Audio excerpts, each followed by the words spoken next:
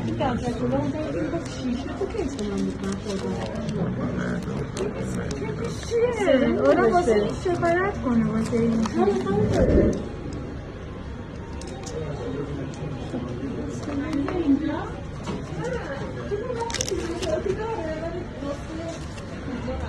تو وقتی خوردی چیزی متوجه شدی یه چیز دیگه رو گیر کرد؟ من آقای دکتر ببین دقیقا اینجوری شد.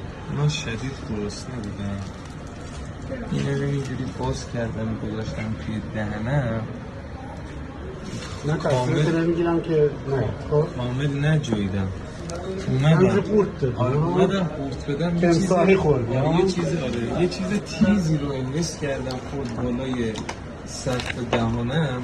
متوجه شدم یه شیئی وجود داره توی کیک یا تیغه یا شیشه دیگه. این ته حلقم بود، هر کاری کردم بیارم بالا نتونستم رفت پایین بلا فاصله سرفه کردم، نفسم میخورده تنگ شد، خون آوردم بالا.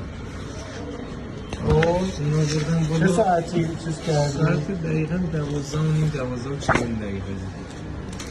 خیابون ولیعصر. یک کم که تو معدت هم هست که آره دکتر نعنایی گفتش که حدودا 6-7 تا تیغ.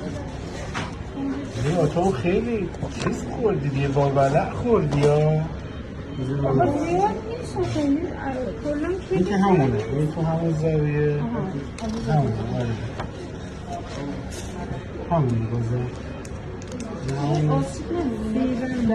با اشتاله که این دوباره از یه زاویه میتونه قسمت نه نمیباره دیگه اشتاله که اتاقا نداره شرکش اسم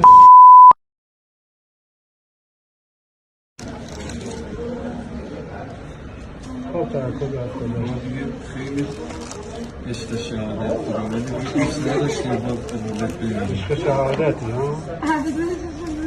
تمساحی غذا نخورد که اینطوری نشه عشق شهادت